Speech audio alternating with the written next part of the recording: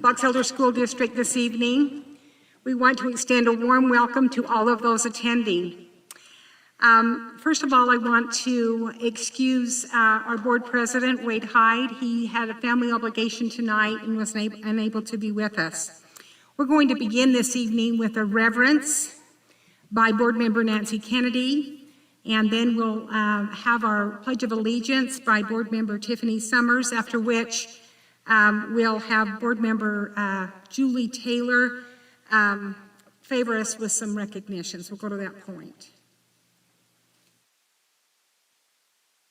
Our Father in heaven, we're so very grateful for the opportunity we have of meeting in this public meeting and discussing the students and the program, the opportunities we have for our students here in our community in the Box Elder School District. We're so very grateful for the many blessings and opportunities that are ours, and ask that as we strive to improve the learning and the lives of those people with whom we serve, that we're always mindful of the students and their best results and opportunities.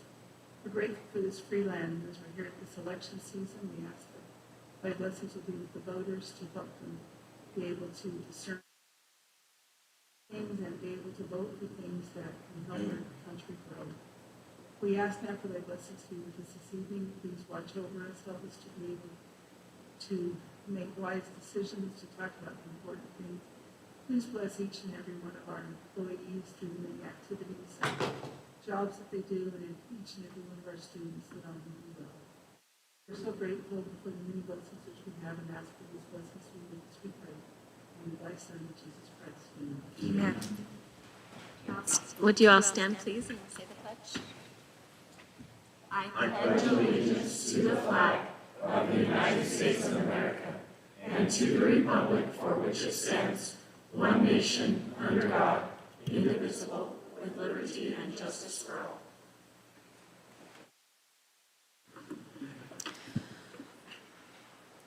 Okay, so for recognitions tonight, the first thing is, one of the initiatives in Box Elder School District is student engagement. And so we have lots of students. We just finished the fall season, I guess you would call it.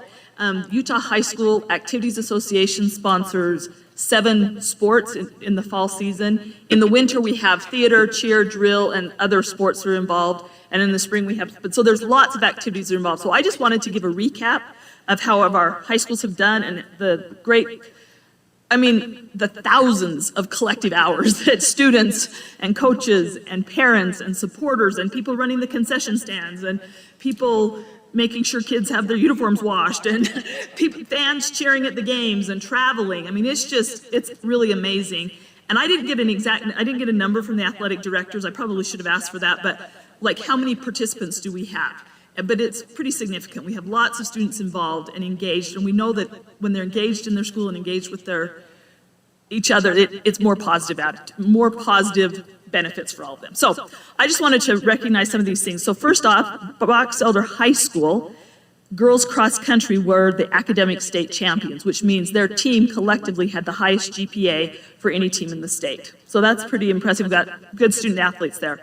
And then we have several students from both Bear River and Box Elder that were named to the academic all-state teams for their respective sports.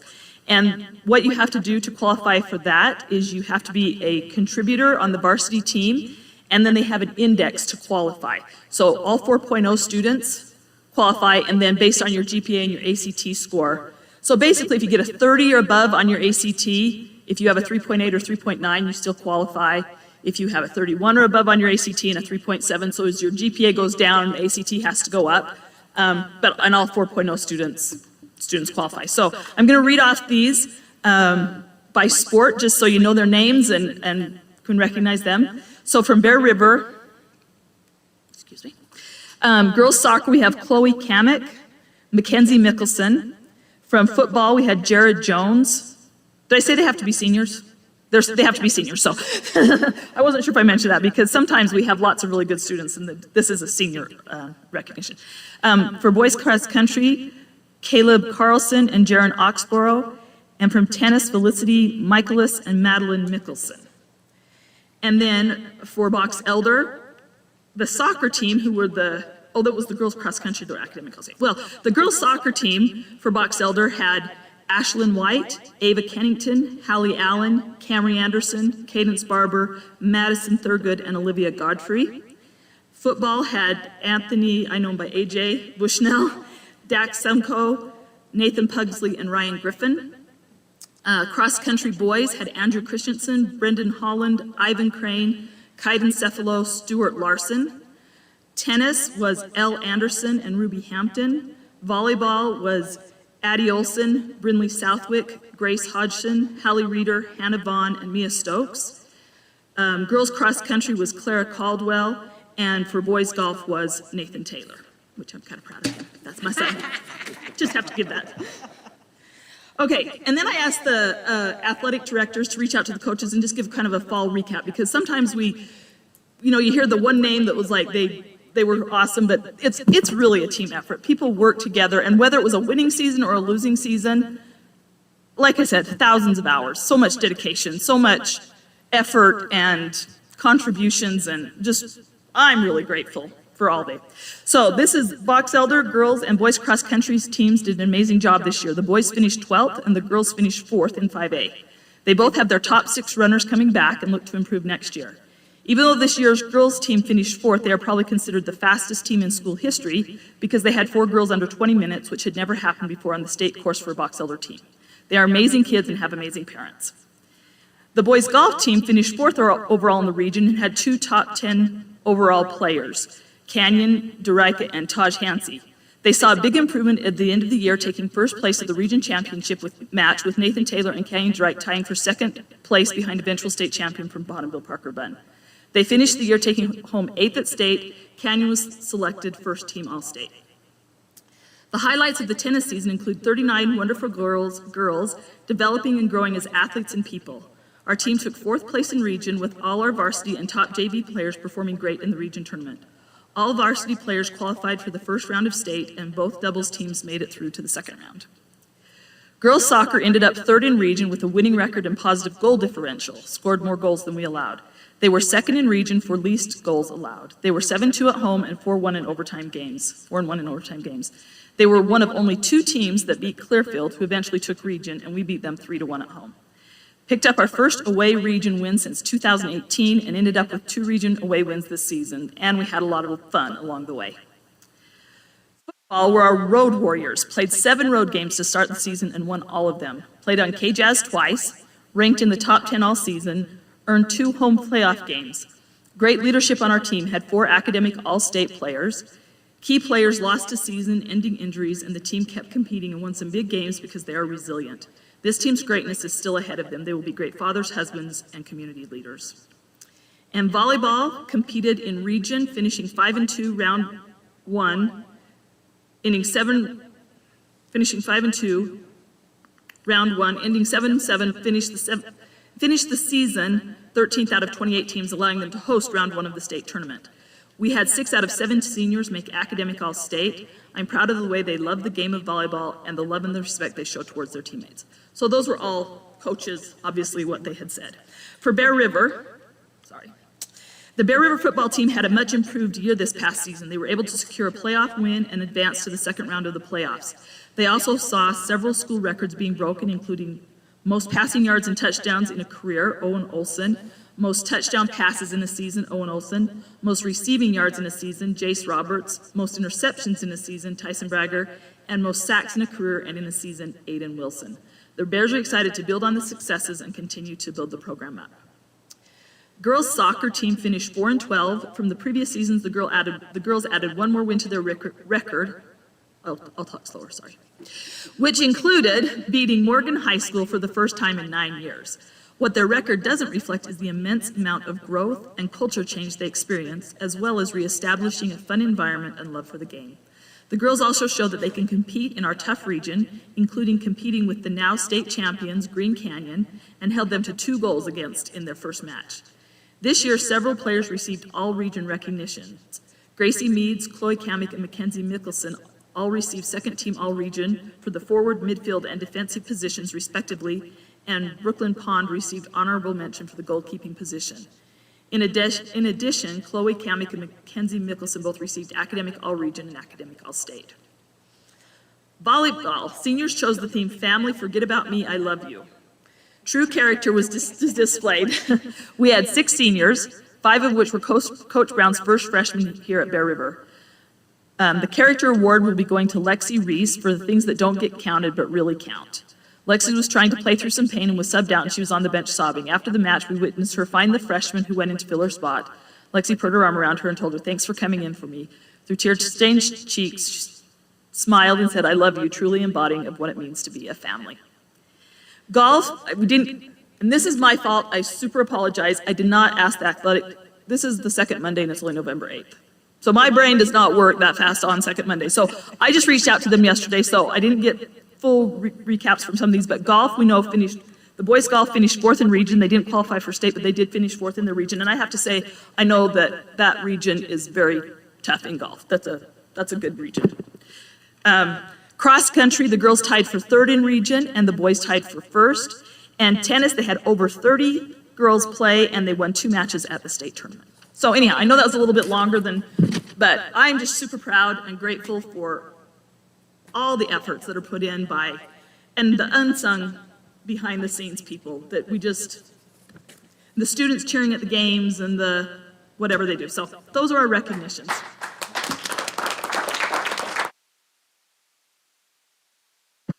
It's really good to celebrate at Bear River and at Box Elder. And are there any students here tonight that were recognized? Are there any students here? Would you come up and shake the hands of the board, please? Thank you.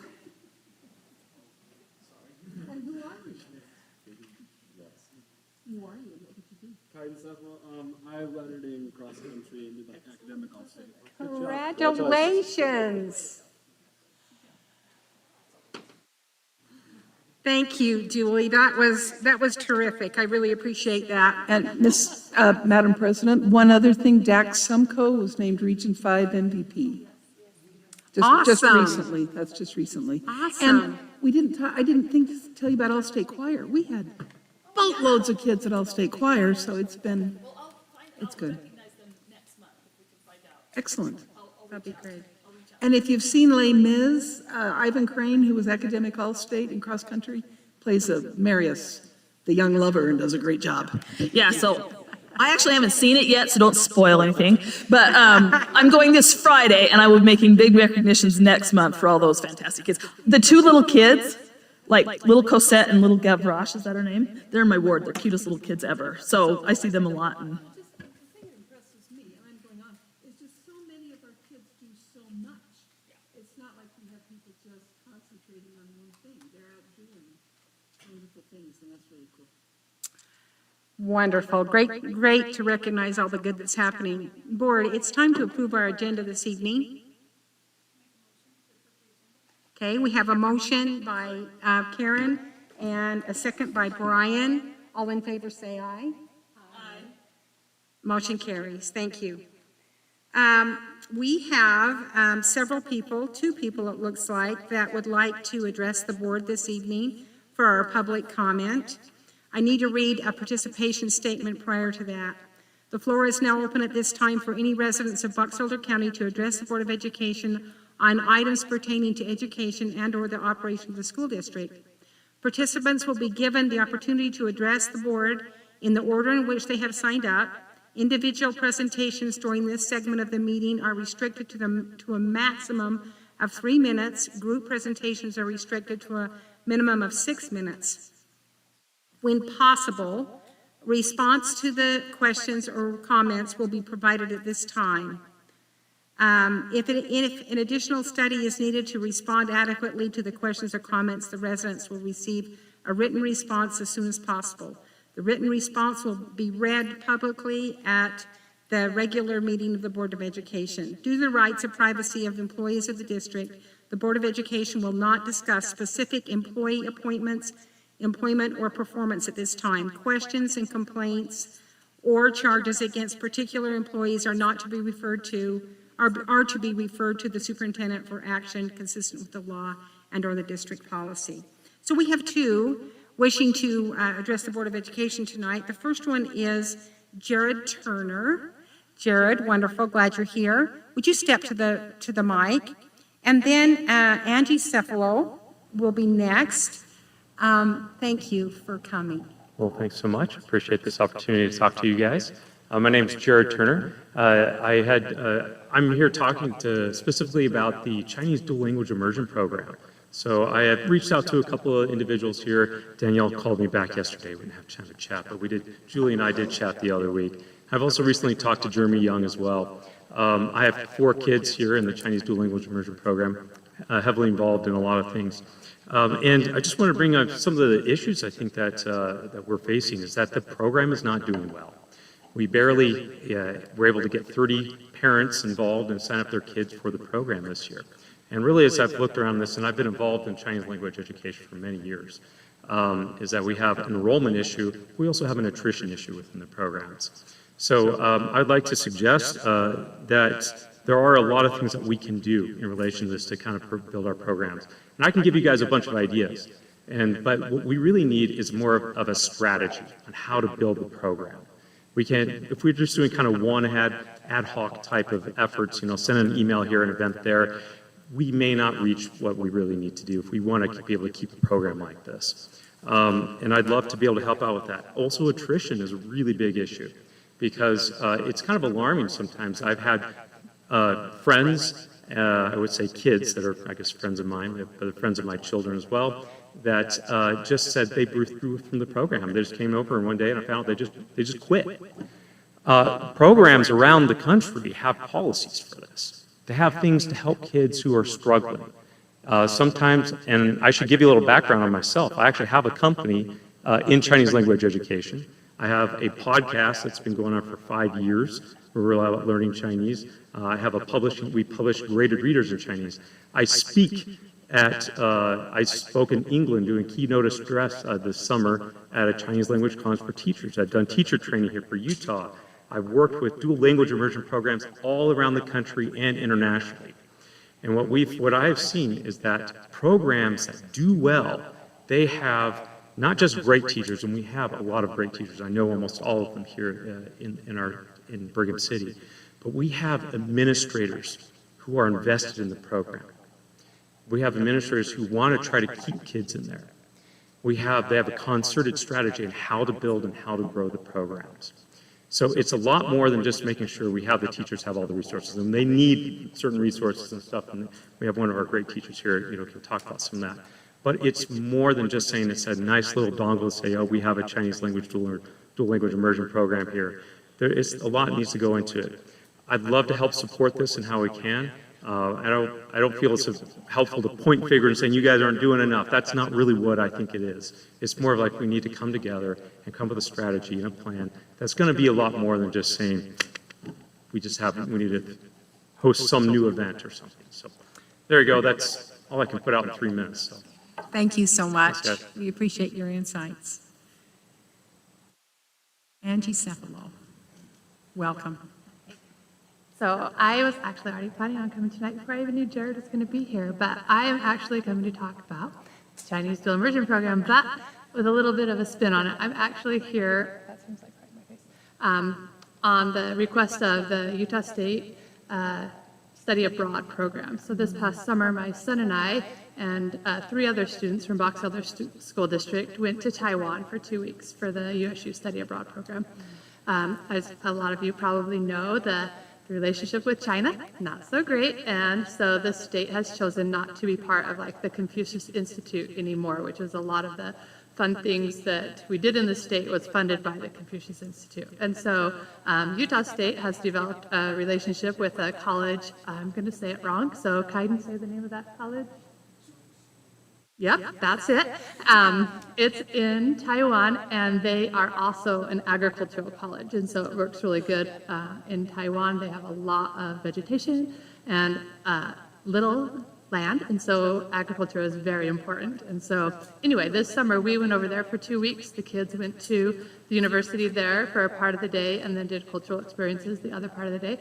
So the Peiru Chen is the the lady in charge of the program, and she asked that I come and talk to the board about your willingness to partner with Utah State to be the district, the main district in Utah that would support the USU Study Abroad program for high school students. So there's a couple reasons why Box Elder was suggested. Last summer we had 4 students from our program go, and I know that I love the Chinese program, and I'm always here to fight for it, but I just want you guys to know that Box Elder is so on top in the state of their language acquisition.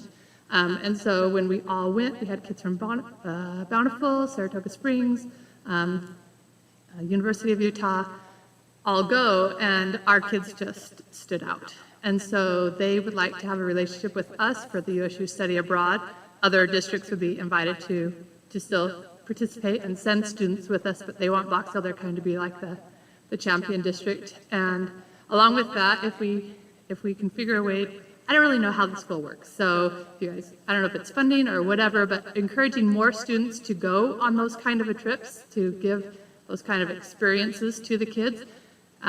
They have funding from the Taiwanese government over there to send administrators. I talked to Jeremy about this already, that they're willing to fund a trip for Jeremy to go, or principals in our district to help them understand the quality education that the kids get over there. I went as a chaperone, and Taiwan is incredibly safe. I would send my kids there. I want to go again, so I'm not going to send them alone just because I love it so much, but I would send them there because it's safe. And what they got out of it was the opportunity just to use their language, and they just realized in class they just regurgitate answers, but when they were there, they realized how awesome that they really were. So if you're interested, I don't know how the board decides that, but you can contact me and I can set you up with Peru to get more interested on USU Study Abroad. Thank you. Thank you for that information. I know there's a lot of passion. I know there's a lot of people that love the Chinese dual immersion, and we do too, actually. We as a Board of Education appreciate so much the dual immersion program, so thank you for your passion and your willingness to share your viewpoints with us tonight. Ani, can I ask a question? So when you said that USU would like our district to be the main district to partner with them, what does that entail? I think that this entails mostly that we would find a way to help motivate students to go. We had a meeting right before school where we tried to get a lot of parents to come and hear about the kids' trip. We have 2 students in the program that are now 4-H language ambassadors because of Utah State is a 4-H extension. The study abroad program kind of works through the 4-H program, so now we have 2 students who are language ambassadors who did the presentation trying to recruit parents. My biggest thing that I feel like is that just making sure people know about the opportunity and that maybe just that the district is behind it. It's not really like a benchmark, like you earned this because you've been in the program so long. It's like a reward, but it's such an awesome opportunity. So we have to coordinate with Peru on what she's looking for on that, but I think she wants to send people from our district to be, advocates for other districts. I think people look to Box Elder because we shine in so many competitions and stuff that, she wants, if you have questions at Cache Valley, you could call over and find out why that Box Elder is doing what they're doing, kind of a thing. Does that make sense? Does anybody else have questions for our, okay. Let's move on to our action items this evening. We have 2 action items. The first one is an approval of increment financing. This is a solar farm at Autoliv, which is located in Tremonton. I'm going to turn some time over to our business administrator, and also we have a guest presenter tonight, Cody, is it Dieter? Cody, welcome, and David Roberts. Okay, so we were approached about 2.5 weeks ago from Cody and from the city administrator for Tremonton, Sean Warnick. Is that Warnke? Okay, thank you. Just so you know, he resides in Brigham City, not Tremonton. So we appreciate him. But anyway, Autoliv is making a big push to be a net zero manufacturer company. And one of the things that they would like to do is implement solar power. And so Cody has approached us about an interlocal agreement with Tremont City's redevelopment to participate in that. We are the single biggest tax increment in the county in regards to taxes, and so our participation would make a big impact in their ability to go ahead with this project and go forward, and also to just recognize as we have this conversation that we're going to talk and specify the difference between real property and personal property, so you guys kind of understand the difference between the two and how that increment changes over time. So Cody, if you need a water or anything, because I know taxes are a pretty boring subject.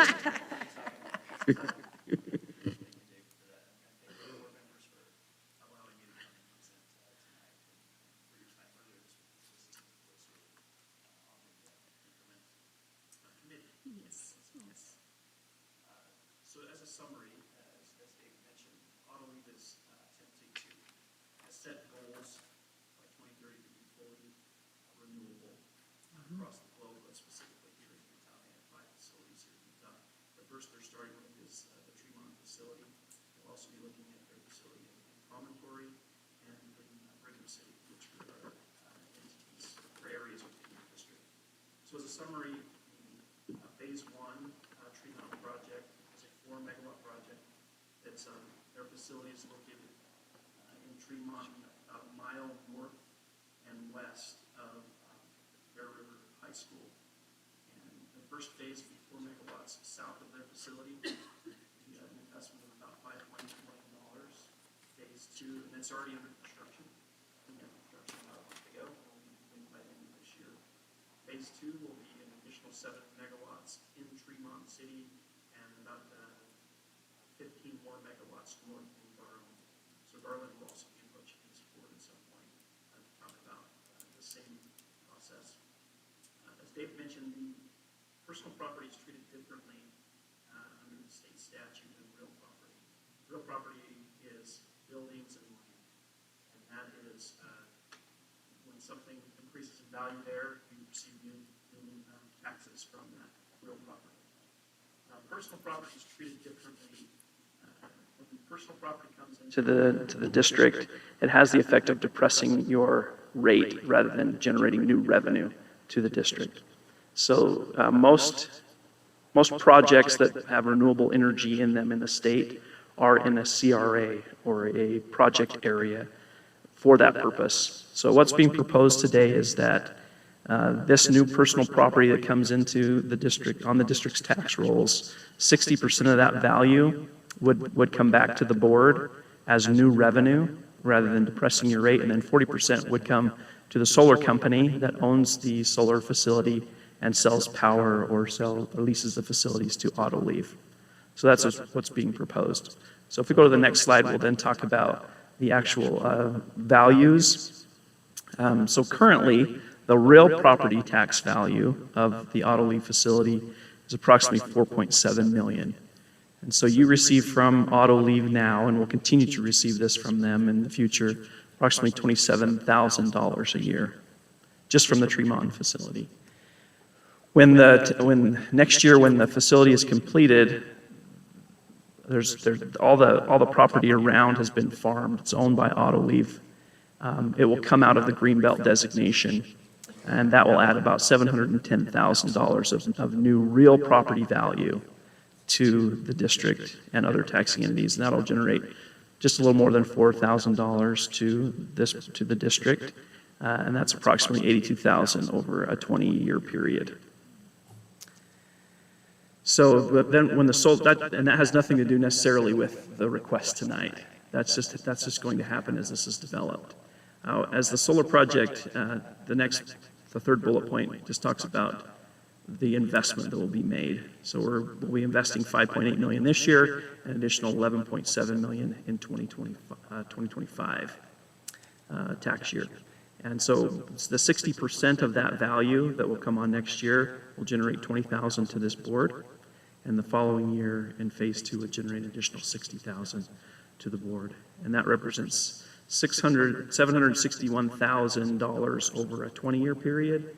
And we are talking about, in the last meeting, adding an additional 5 years, so that would add an additional 40,000, so that brings it up to about 800,000. So the total benefit to this board, instead of 761, that last bullet point would be about 800,000, and then the 82,000 in real property. So you're talking about almost 900,000 of value over a 25-year period. So that's what's being requested, and the interlocal cooperative agreement that is before you would be with Tremont City's redevelopment agency and would authorize the county to divert that tax to that board, to Tremont City's redevelopment agency. The interlocal agreement specifically says that 100% of that value will go to, of those taxes will go to Tremont City's redevelopment agency, and they will contribute via check 60% of that back to you. So that's what the agreement says. Any questions I can answer for the board? You're not falling asleep when we talk about taxes. And I just wanted to mention, we met beforehand with members of the Tax Increment Committee to go over these numbers in this presentation so that they could speak to it if anybody had any questions from the board level. I'll make a motion that we, the Box Elder School Board authorize the execution of an interlocal agreement with Tremont City Redevelopment Agency regarding the tax increment funding in the Autoleaf Solar CRA. We would also need to do a policy waiver on this to allow the CRA personal project to extend to 25 years to be able to capture the full increment revenue up to the 800,000. Okay, there's been a motion by Karen Cronin. Do we have a second? I'll second that. We have a second by Julie Taylor. All in favor, say aye. Aye. Those opposed? Say no. Looks like motion passed. Thank you, board members. Thank you for that. Thank you, Mr. Dieters, for being with us and explaining that to us. And thank you, David Roberts. And Cody, you can go. You don't have to stay for the rest of it. Okay.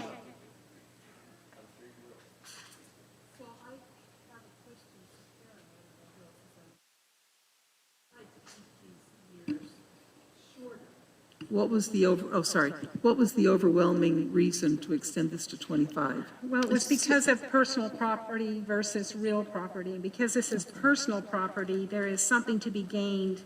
And when it's real property, it's a longer time. We don't really obtain much until at the end of that time frame. But with this being personal progress or personal property, we gain it all the way along.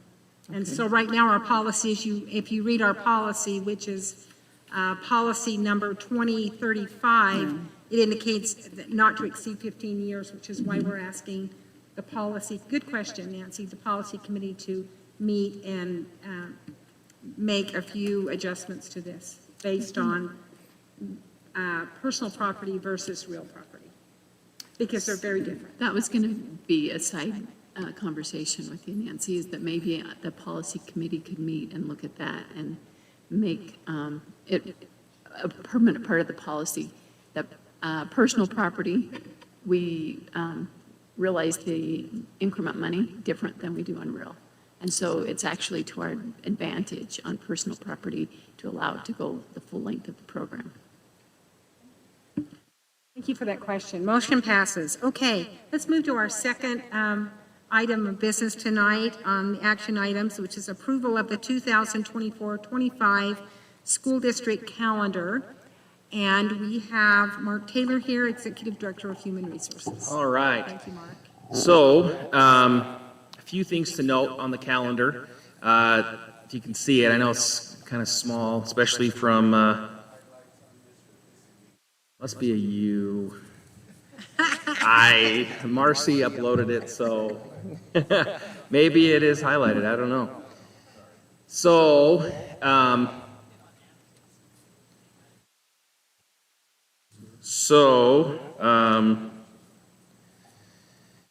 school will start after the county fair, as usual, on the 26th of August. Minimum days, that first week of school, as we've done the last couple of years. And other things to note are, if you look at the fall break in October 2024, that's splitting it from a Friday to Monday. Traditionally, it's been Thursday, Friday. The rationale behind that is it's better for our academic programs. A 4-day week has a less impact on student learning. And so that's the rationale behind that. And then you have to change board meeting. Exactly, that's why we did it. So that's of note. Also, we have, this year we had a PD day in October, October 14th. It was suggested, we got feedback from the community and from teachers and especially from the elementary world, to move that to November 1st, which happens to be the day after Halloween, which, have you been in the elementary world? That is a good move for teachers. So that's a change there. Aside from that, we have some PD days throughout the course of the year, which we've had the last few years. A week-long spring break. A nice thing about this calendar is school would actually end in May. So we'd be out before the 30th of May would be the last day of school. So it's a unique calendar just because school starts for us so early. The 26th is early for us, but that happens with the way the calendar fell this year. But we were able to get the 180 days into the calendar there. So I have just one note. This happens about every 7 years, but the trimester does not end on the Tuesday before Thanksgiving. It ends the week before midweek. To get 60, 60, 60, this happens every 7 years, and we happen to have the year where we'll end a trimester on a Wednesday, and students will start a second trimester on a Thursday. What I didn't know is if that's going to be a half a day, so teachers have a chance to change the afternoon classes, grades. I'm wondering if that ought to be a half a day, so it gives them an additional 2 hours in the afternoon to finalize grades, because they're going right at it. Sure. So, Are you talking about the 20th? I was going to say, I think it has a oh, does minimum. this say men? Yeah, minimum day on the 20th Hey, there. that's where if we didn't have so many colors. Those colors kind of blur together, I know. So, that is, I'm glad Keith brought that up. That is because of the unique nature of the way the calendar works. Not ideal, but to get it evened out with the days in the trimesters. That's how we had to work that out. So, it's recommended that the 24-25 calendar be approved by the school board, and I move that it be approved. Any questions for Mr. Taylor? I just was wondering, what is the rationale for a minimum day on December 20th? I know we usually do a minimum day right before winter break, but since winter break starts on a Monday, why are we doing it on the Friday before? That allows teachers to finish up the curriculum and grading that they have to complete that's pretty comprehensive before they go into the break, so that they're not working a full day and then staying trying to catch up all of those things before they go to a long break. So that allows them that prep time to do that. Thank you. So can I just share something that a principal texted me today? Yes. They said that the attendance on Halloween this year in the elementary schools was 97%, the highest of the year, all year long, but the day after was around 80% in the schools. So that might be a good move. The children have spoken. They don't want to come November 1st. Any other questions on the calendar? Lots of work and lots of thought went into this. I have a question. I did get a couple calls. I guess this year our fall break didn't align with Davis and Weber and Ogden. Yeah. Is that going to be this? Parents were asking if we could try and make that happen. That's a great question. Ever since the state went away from UEA, it's opened it up for districts to decide when they have fall break, if they have fall break. And so we aligned with Cache, but we didn't align with Davis and Weber. and some of the other county, school districts across the state. So to align with all of them, there's no way that we can do that. So this is we have employees that work there that come and just to align with theirs so that it's aligns with their families is a big part of the reason we have more that come from there than come from Weber.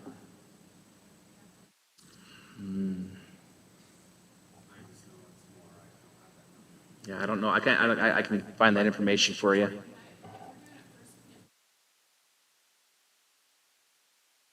Why did they want it aligned with Davis and Weber? That's Box Elder's region. Oh, for like athletic stuff? Then we wouldn't be aligned with the North End's region. Railroad was Yeah, aligned with the cash. cash. Oh, that's what I was wondering. Okay. Either way we slice it, it's gonna, you know, I just didn't know why they were concerned. I just didn't know if there was something that.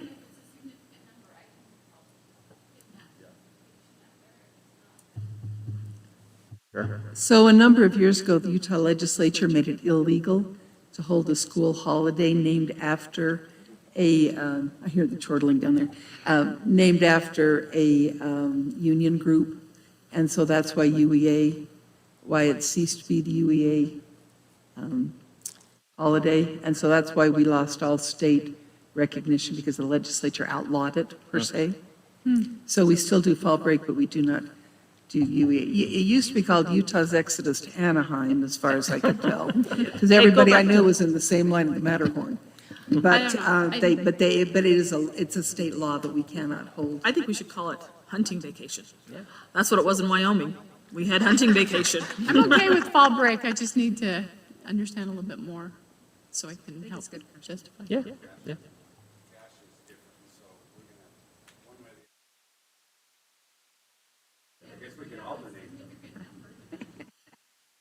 Is this the same as cash for next year? Have we seen theirs? I don't believe Cash has approved theirs, but yeah, they're sticking to Thursday, Friday as far as the same week end. I don't know. Well, even in Salt Lake Valley, my son works in the Granite School District. His kids, my grandkids, are in the Corner Canyon, or the Canyon School District, and they were on different weekends. So it's really kind of and then my son who's in St. George was on one of those 2 weekends, and so we were gonna do, anyway, it's really confusing right now. It'd be nice if they would just say, this is when it's gonna be. So but, if you we're know. not aligning, like you said, this with cash now, why did we decide to go this weekend versus the next weekend? Just because of the amount of personnel that we had that lived Oh, in the. but it's not aligning with cash, you just said. Well, meaning the Thursday, Friday, Right. right, but Monday, One day might, so I'm just wondering why we picked that weekend if we're leaving out. it aligns with what we had done last year. You know, that's the truth of the matter. The 2 4-day weeks are better than the 3-day.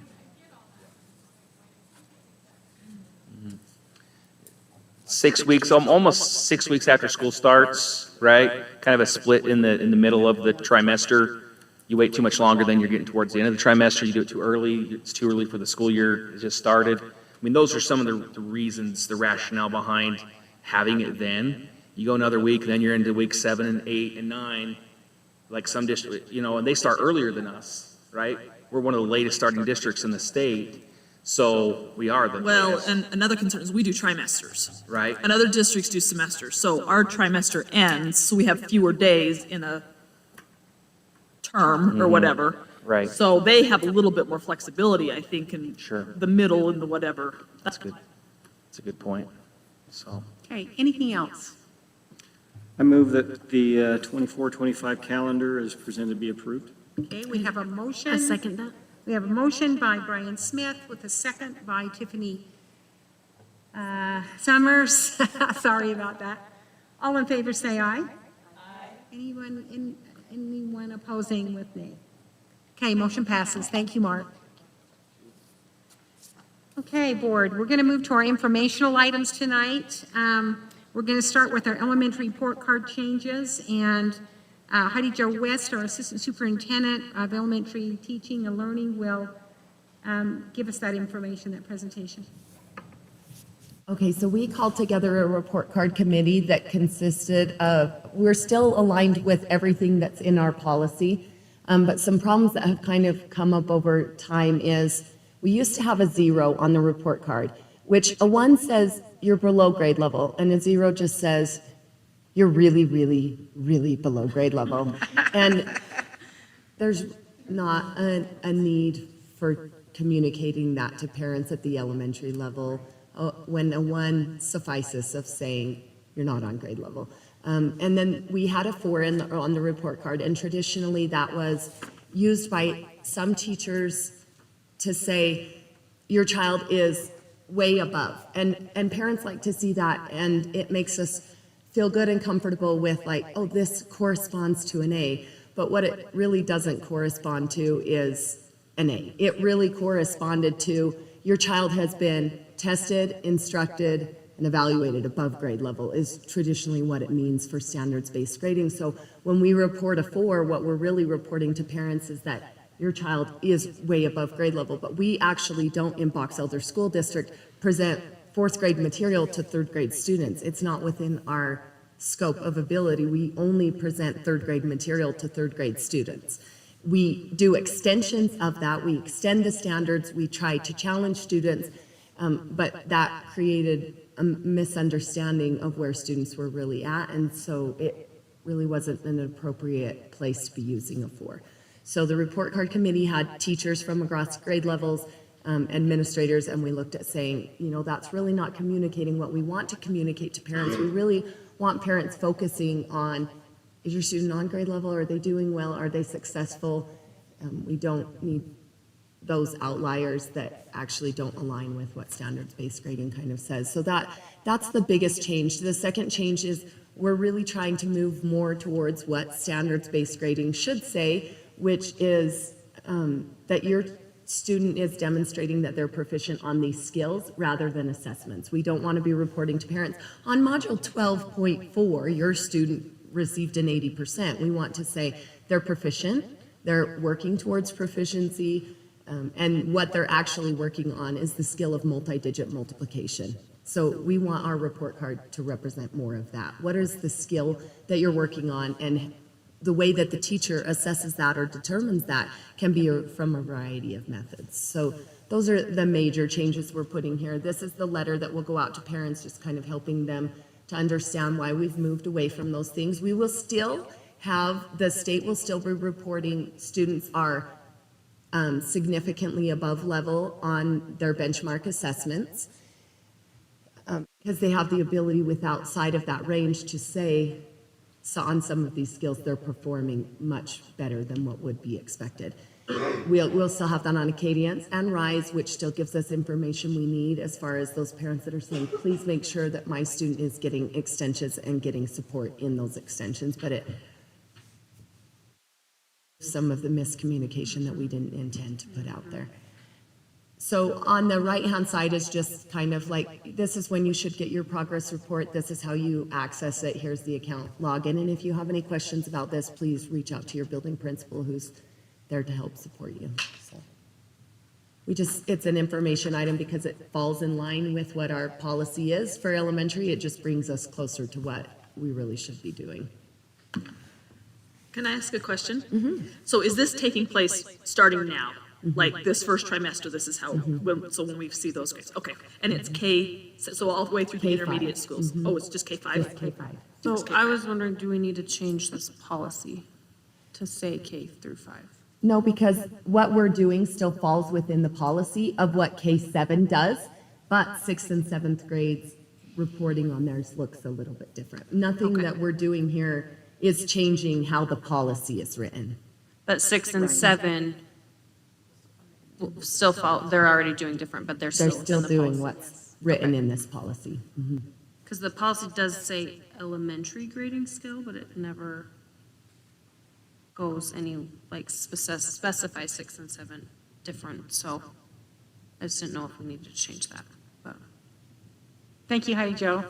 This is great. This is a great piece of, this is some good information to send to parents. I appreciate what you put together. Anything else for Heidi Jo West tonight? Heidi Jo, do you see this changing at all? how they're teaching. It's just going to change what they report. Isn't affected by this. Yeah, their teaching won't be affected. They should still be providing extensions for students who are demonstrating proficiency on grade level. We still want to extend that and challenge for students. We just don't want to communicate that within your grade level, you're actually being taught and assessed beyond the grade level. We're really still just extending and helping you develop those standards at a greater proficiency. Yeah, so I'm just thinking of my last daughter's, her last progress. I mean, it's like a page, like it already has all the standards on it, right? That's how is that going to change? Yeah, so actually, that's a very good question. One of the things that prompted this is the state came out this year over the summer and implemented new ELA standards. And they went through and said, instead of offering 72 standards in a grade level, they tried to cut it down to something like 14 to 22. So they're saying no more should districts be saying that they have essential learning standards, because the state feels like they pared it back enough that that should be your district's essential learning standards. Something that makes that difficult is in the past, we had the Box Elder Essential Learning Standards, which were the bills, and then schools had their guaranteed and viable curriculum that could refine that even more. So what our grade level teams did was they came together with a representative from each school and each grade level to say, okay, how can we prioritize those standards for the schools that are not going to be able to get through everything that the state says is essential? Because what you might get through at Lakeview with a certain class might be different than another year, and it might be different than what 3 Mile Creek gets through, but we want to make sure that we're teaching the most essential things to mastery and proficiency before we hit some of these things that are not as much of a priority. And so we had teacher experts that came together for the grade level content to do that and address what it will look like for literacy. So those standards have changed completely for ELA. And we're working at refining what does that look like for math, and the state's actually reviewing math right now, so that will come out too.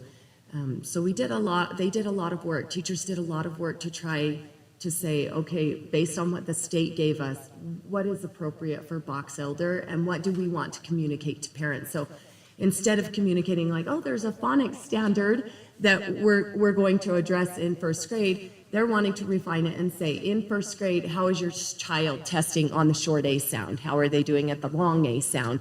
And really kind of saying, like, we're going to report on those skills for parents so that they have a better resource to look up how to implement and help at home, things like that. So one of the places that we used to see, force often is like writing. We're expecting a student in first grade to write a few sentences, in third grade to write 3 or 4 paragraph essays. So when a student does a wonderful job of that, we want to say that's a 4 because they're such an exceptional writer. But does that really mean that they're writing at a 4th grade level? Or does that really, an upper grade level? Or does that really just mean that they're at mastery, that they need extensions instead of saying, that they've learned those skills that are not outside of 3rd grade. So. Okay, sorry, these are all my kids' ages, so I'm like, so the 6th and 7th, because is that going to move to a 1 to 3 or 1? Because like 6th and 7th, for example, my daughter, who's a little bit, likes to know what's going on anyhow, but like a 4 is considered above grade level, but she had some teachers that there wasn't anything above grade level, and then there sometimes was. And so she ends up with like a 3.5, and then when she sees her brother's report cards and they have like the 4.0, she's like, well, am I not getting, so it's just a little bit confusing, especially when you're getting in that intermediate school where they're starting to process and like do that. So I'm just wondering, are we going to move that with K-7, like 6, 7, or? Just to kind of go backwards, when we went K-7 standards based, and again, I was, at the time, was an assistant principal at Box Elder High, but my kids were going through this situation. There was a strong movement that we wanted to report out, this 0, 1, 2, 3, and then pretty soon people wanted to translate to grades because they were struggling with that. I would like to get back to 1, 2, 3. But there was definitely some parent pushback because they all want to know, is my kid, are they at A? Are they at the top?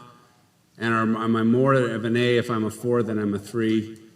4 is like, if 4 is an perfection, then as soon as you don't do something not perfection, you're less than a 4. But And so that was sort of the struggle. And so some adjustments were made many years ago. I do think this is the route I would like to go all the way up through 8th grade, to make this you're above, or you're on, you're almost there, you're approaching, or, you know, there's some holes. I think that's a great way. I think generally because of how we were all educated, and we were all on this ABC, and you get A's, we're gonna get you a little extra, and you get a little this, and people like that. But it also doesn't, it's called point chasing. And so I think that will be where we would like to go, but we're not quite ready to go there, but we're having conversations in secondary principals meeting about that idea. And I think, 6, 7, 8 would be a great, place to get to with the 3-2-1 concept. So great question. And just you mentioned is, one of the problems that we continually ran into in elementary, again, the discrepancy between some people are using a 4, it's on there, we want to reach for a 4, and other teachers are recognizing that that's really not what standards-based grading is supposed to mean. So we have these classes where, well, my child's reaching a 4, and these other classes are like, well, how do I get my child to a 4? But also it created, that 5-point scale creates this confusion of 0 is an F and 1 is a D. And then teachers then start to transfer back into the old habits of, let's take the average and say, you have to have an 85% to be a 3, and and we don't want that. We want you to look at the individual skills and look at what do you need to intervene on in order for this student to be reaching proficiency. We also need to be able to separate, is the student really not proficient in the skill, or does it break down based on stamina, so that as educators, we're responding to what needs to be responded to instead of just looking at percentages and saying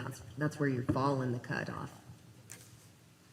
Great discussion. Anything else? I just wanted to add a little bit to the discussion.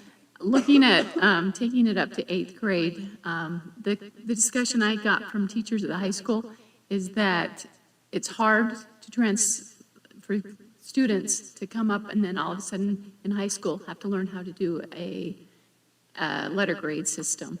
And so that 8th grade year kind of gave them a little bit of a transition to help them learn that it's how to make letter grades work, and letter grades are what scholarships and things like that are based off of. So just be careful with that. For sure, and Yeah, I think. Do you have comments? Yeah, I agree with her. Like, I remember when I was going from intermediate up to like the middle school, going from the numbers straight into the letters, I was so confused at how the grading worked, because I'm like, is A a 4 now? Like, am I above? But then A's the proficiency there. So I would recommend just like keeping 8th grade as that transition times that way, because 8th grade your grades they don't count towards scholarships at that point. So it's really good for the students right then to understand how grades actually, how high school grades are actually going to work. And I can also say we're looking at that in grades 9 through 12. Now, I get at the end of the day, colleges want a 4.0 scale, and no matter how you slice it. But you still can be very standards-based. This is the standard, this is the skill, and are they doing it or are they not? Are they doing it at grade level, or are they doing they're almost at grade level, or they're not at grade level? So I think we'd be more refined instead of saying, well, that's worth 10 points and that's worth 18 and that's worth 25. You add them up and you better be at least 93. It becomes point gathering rather than focus on skill. And that's kind of where we're wanting to go. At the end of the day, there will be a grade, but be more explicit about how you get that grade because of your ability proficiently to do it. So it's going to take a ton of work, because this is a 50, 70, 100-year kind of the way we've always done things. So thank you. And I think we're still standards-based grading at the high school using letter grades, so I think we can do it. I'm just saying we need to give our kids that chance to learn how and make, like Alyssa said, not the very first year that their grades count towards scholarships. Very good discussion. Thank you again. Let's move on to our monthly financial report. Dave Roberts. Hey, I'm going to be the shortest part of tonight. So Okay. realistically, if you look at that, we're right in line with a lot of the things, and the ones that we are overspent receiving more revenue than what we've already gone through as far as our fiscal year. I've explained previously. So do you guys have any questions? The one I did highlight was the money that we posted in revenue for the sale of Mountain View Elementary. Anyone? Anyone have questions for Dave Roberts? Thank you very You're much welcome. for that presentation. It was short and sweet for sure. Thank you. I love it. Let's move on to our board committee reports. We want to start off with Alyssa, our student board member. She has a report for us. Okay, so I'm gonna start off with Bear Rivers. They've been kind of like just closing off the trimester, switching from fall to winter sports. So their winter sports started, they had all their tryouts, their teams were put together, and they're starting to do like their pre-region games, which when they got in contact with Olivia, their student body president, she was like super excited because they have like all these pep rallies now. And then they also had like a wrap-up assembly for their fall sports. I think it was back in October though. It was just after our last meeting. Yeah. So they have that going on, and then they also have their Veterans Assembly this upcoming Friday. And then to go over to Box Elders, we also have our Veterans Assembly this Friday, and it's actually, I believe it's Kevin Crane coming to speak to us, and he is in the Armed Forces, so I'm really excited for that. The fall musical is going on. I haven't had a chance to see it, but I've heard really good stuff about it, and I think I might go see it Friday with my friends if we can hopefully get tickets still. I don't know. I hope I can go because it's exciting. I know, it's so good too. I went when they first did it and I loved it so much. Our winter sports have started too, and for both schools, I've been to a few Bear River games and they're actually so fun. Like even though it's like Posing High School and everything, it's fun to go and support. So I would just recommend going to support the students. Everyone loves a good crowd. And then we are just about done with our can drive. I'm not sure how many cans and food we've raised yet, but I know everybody has gotten really serious because we usually do like a competition within the school. And right now it's between two of our, like the most popular math teachers. So everyone's like really donating right now. So we've raised a lot of food, and then we're getting ready for our Christmas assistance, and we are partnering with the Make-A-Wish Foundation, and we are actually helping a local kid in our district. Wonderful. As a board, we really appreciate, we get special invitations to the school plays. Would you communicate to Mrs. Day how much we appreciate her invitation and all her efforts to include us in that, because it just makes all the difference, and they just do a great job, for sure. Box Elder does a wonderful job, so thank you. Anything else? Any other board members have committee business they'd like to report on? Okay. So Bridgerland went through their accreditation last year, and one of the things they were cutting out kind of extracurricular activities, but accreditation said they could do it. So now it's amazing the different classes they're offering. So they're calling them outreach classes, and Friday nights they're doing the most amazing cooking classes you've ever seen. And you can just sign up for a one-night thing. Last week it was steak, this week it's turkey. They make it like a date night, and you go in and cook together and eat together, and I'm hearing amazing things about it. So it's it's at Logan. They've completely remodeled the lab there for the foods and for the culinary arts, and it's a beautiful, beautiful facility. Anyway, pastries are supposed to be showing up in 2 weeks, and there's some really good stuff. So if you get on Bridgerland Tech, get on their I was going to say, can you just send us a link? Oh, yeah. That'd be awesome. Yeah, because anyway, they're pretty tasty things. And also, they just articulated agreement with Snow College so that everything from Bridgerland here transfers seamlessly into Snow for all of our kids that are going there and trying to make that, so that you don't have to argue over what credit counts for what and where. So anyway, they accept every credit and everything's very seamlessly. And that was a big deal on the USHE board, is to have that seamless transition. Thank you, Nancy, for that report. Anyone else have any kind of committee reporting? Okay, let's move on to our policy review. Tonight we have 9 policies to review on first reading, and we have 17 policies to review and apply approval to on second reading. Anyone have, let's go to maybe the first readings. Anyone got concerns about any of those 9? I don't have concerns, I just have a question. Okay. On the policy 1210, Under C, A, it looks like we've changed things from 120 days to 90 days, but there's still a 120-day notice in there. I'm just wondering, is that intentional? That's probably an error. It's page 1 of 2, right at the bottom. It's CA, about 1, 2, 3, 4, 5, 6 lines up. There's a 120 still in there. But if it's supposed to be there, that's great. I was just.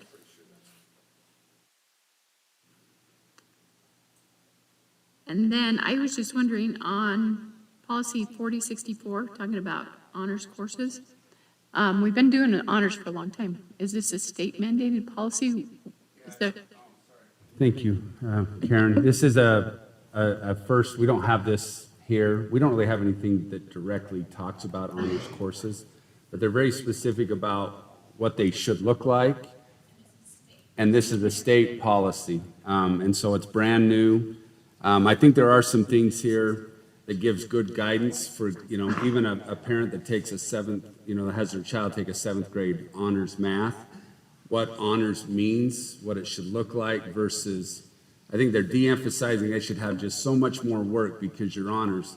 But what it does talk about is the types of activities, discussion, depth of knowledge, problem solving. Those skills should be a little more enhanced.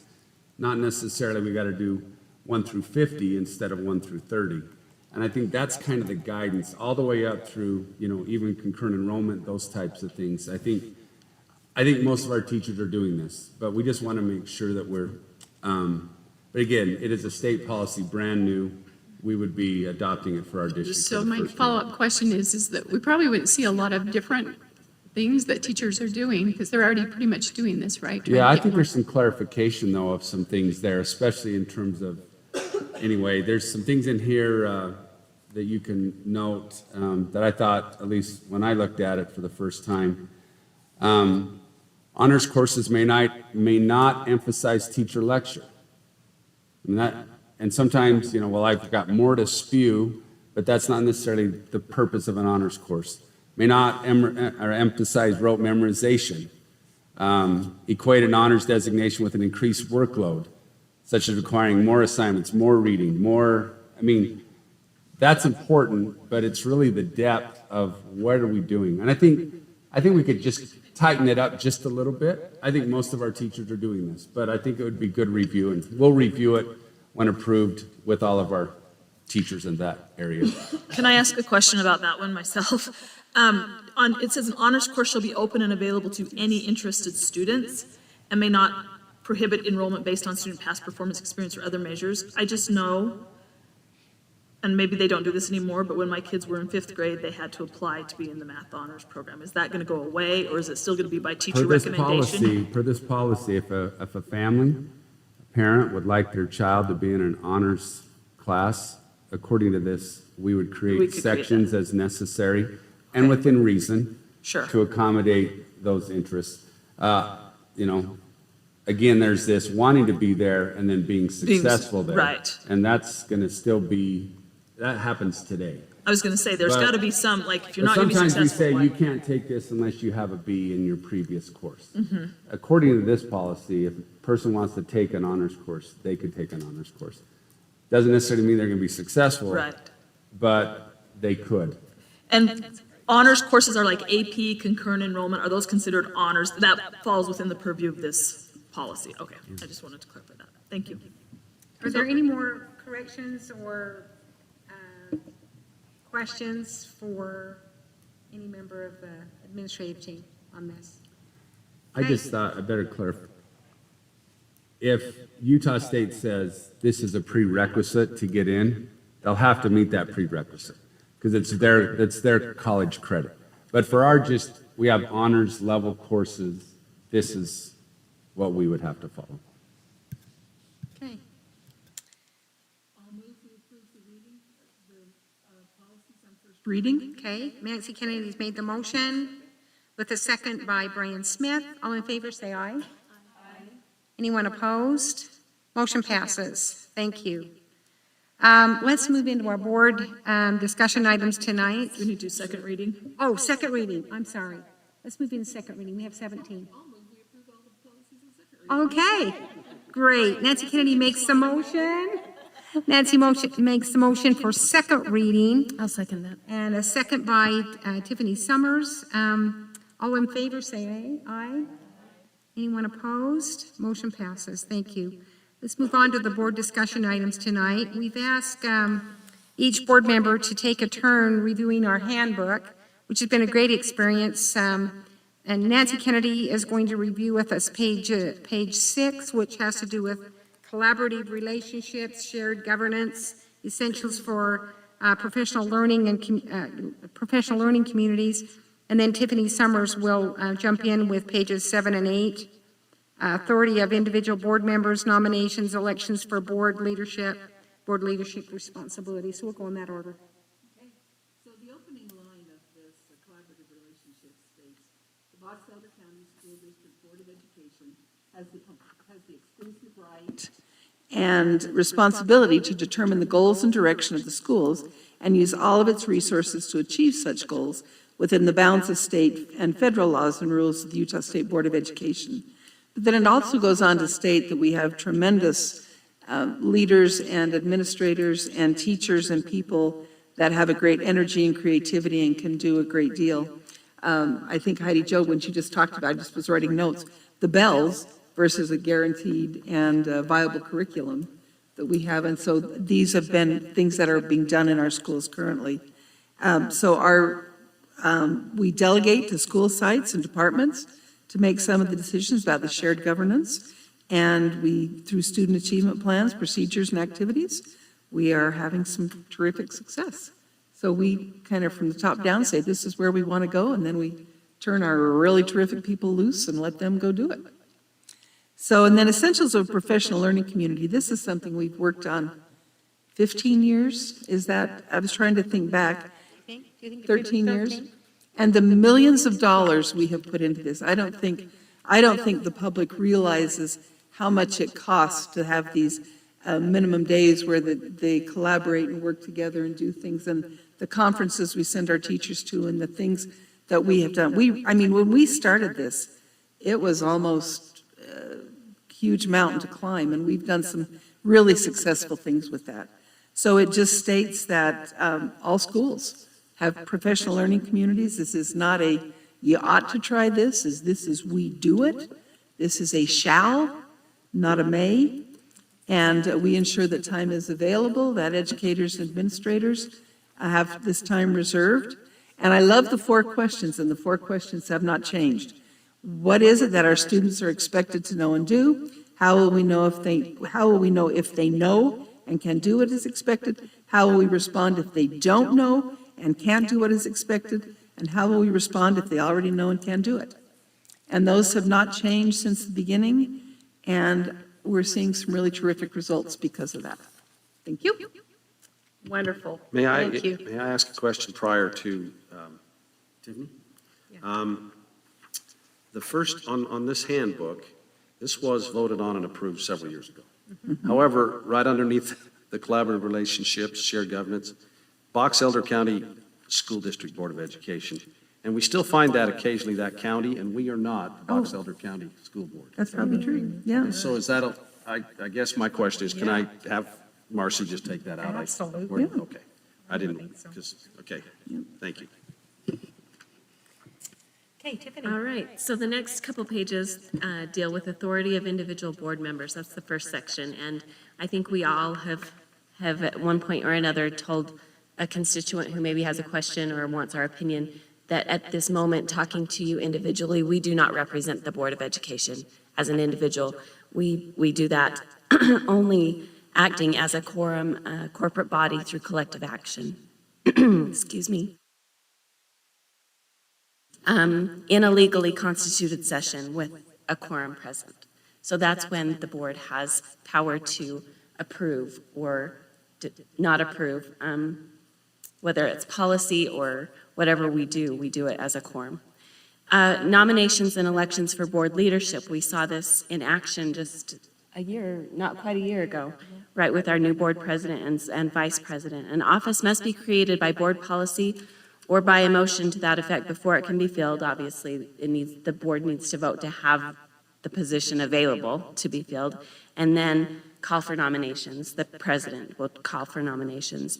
Nominations do not require necessarily a second, but we can second a nomination to show support.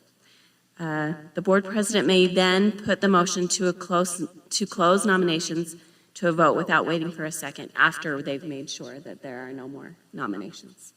Correct? Elections, one thing that stuck out to me is elections are decided by a roll call vote, not by a secret ballot. Election to the office is determined by a simple majority.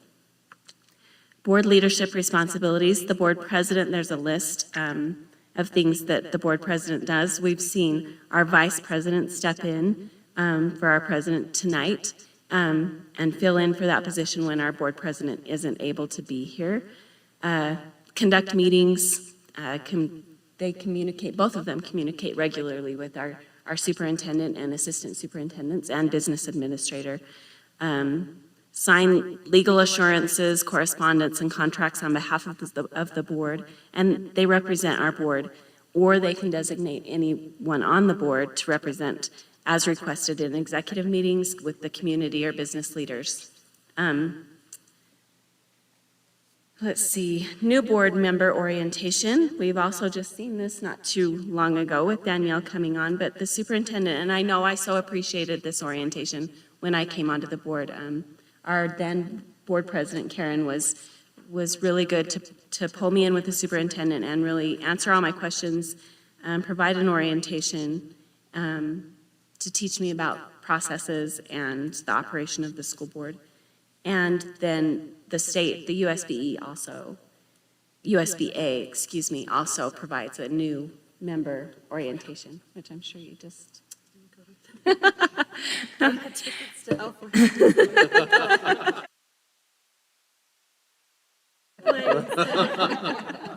It's really worthwhile, the training that is offered.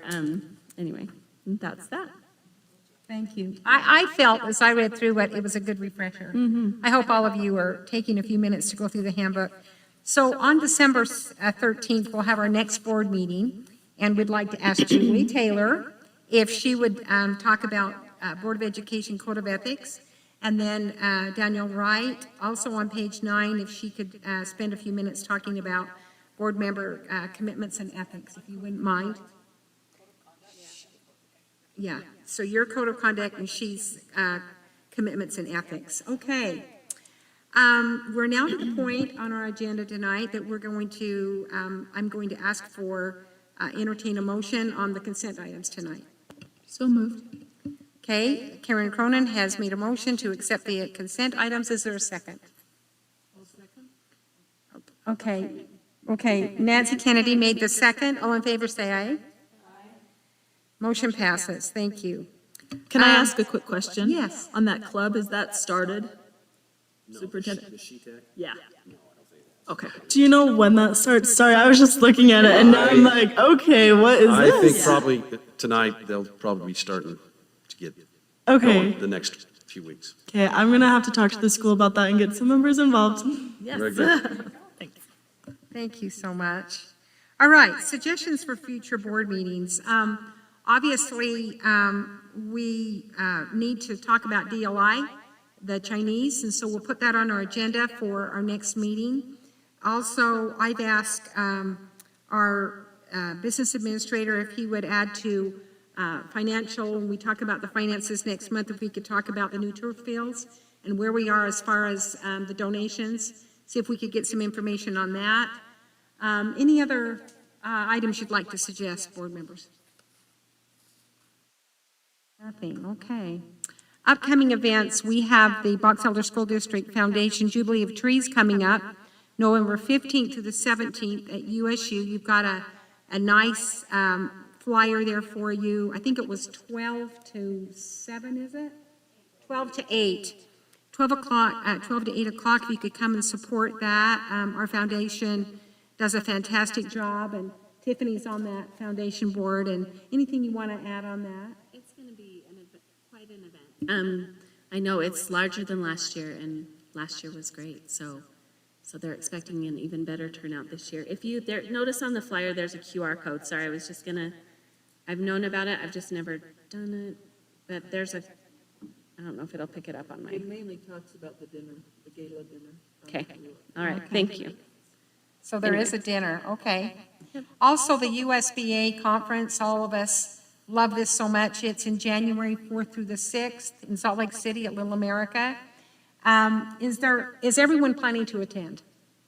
Okay, perfect. And our student board member, we sure hope you can come, and you're welcome to bring a parent or parents with you. That'd be great if you'd like to. We'd love to have you come. Okay. She's gone to Virginia until a week from today. That's where her daughter and grandchildren live. And so if you don't hear by next Wednesday or Thursday, we probably need to get working on that. Okay? Okay, and also on the master board, all of us are aware of the master boardsmanship. I would like to complete that as a Board of Education this year. So that is due, I believe, at the end of this month. So if you could go in that, make that a priority and fill out that information. I feel like we've done an awful lot this year, and we should be able to, all of us, have our master board award in January. Any other upcoming events that you know of that you would like to talk about tonight? Anything else? Our next meeting of the Board of Education will be on Wednesday, December 13th, with a work session at 5 o'clock. This will be with our legislators, and then we'll have a regular session at 6:30 that evening here. That's all I have tonight. Oh, I do have one. Okay.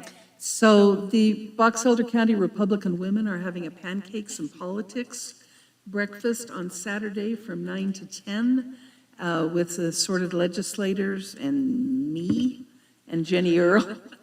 Anyway, but we've got Matt Gwynn coming. They have Matt Gwynn coming, which I'm pretty stunned at. Anyway, so Matt Gwynn and Tom Peterson will both be there, and Jenny Earl. Wonderful. And I'm Where, going- what, tell me more details. It's Idle Isle, it's an Idle Isle Cafe. Idle Isle, okay. I think they're asking $10 to cover the cost of breakfast. It's just pretty much an open forum as far as what they've told me is an open forum. I am planning on taking my iPad connected to all of our board policies because I'm pretty sure there's going to be a lot of issues that we have in policy that people don't understand because they watch assorted news stations that show national stuff, not local stuff. So that's kind of where I'm thinking the conversation will go. Anyway, it's an hour, so you still have time to get to the Utah State football game, 1 o'clock. Okay, board members, we have just one more motion tonight. Can I interject Yes, something? yes, absolutely. I think, as I've been sitting here in my long tenure as a superintendent, 23 years, I probably said less tonight than I've ever said in a board meeting. And it's made me realize that I work with some really amazing people. And in the month of November, it's Thanksgiving, and I have great gratitude for the people I work with. This board, Belt, we've expanded a little bit. Mark came today, but you saw in an earlier meeting, Corey Thompson spoke to us a little bit. Because the meeting was so short, he didn't get to talk to us much. Jeremy Young, and the Board of Education, the community. I've been here 7 years, and I honestly couldn't feel more blessed. So I just want to say that in this month of Thanksgiving. Thank you. Also, before we close, I can see some students here. Are you here for the purpose of a class assignment? We loved having you here tonight.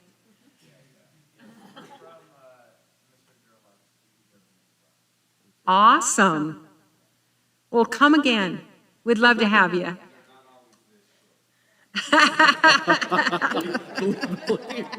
You picked a good one. You did pick a very good meeting. It is short tonight. Is this your son that's with you? Oh, okay. How old is he? What grade are you in? At Box Elder? High? Very good. And then we already met the other gentleman, right? Very good. Thank you all for coming. It's been great to have you all here. We'll entertain I'll make a motion to adjourn. We have a motion to adjourn by Karen Cronin. Thank you, and a second by Julie Taylor. Thank you so much. Motion passes. Hallelujah. No, it isn't. We're gonna tell. No, We're gonna no. tell Wayne, hey, you're out. You stay on vacation, this girl gets. I was so nervous. But there wasn't a whole lot, right? It was a small one. You know, It's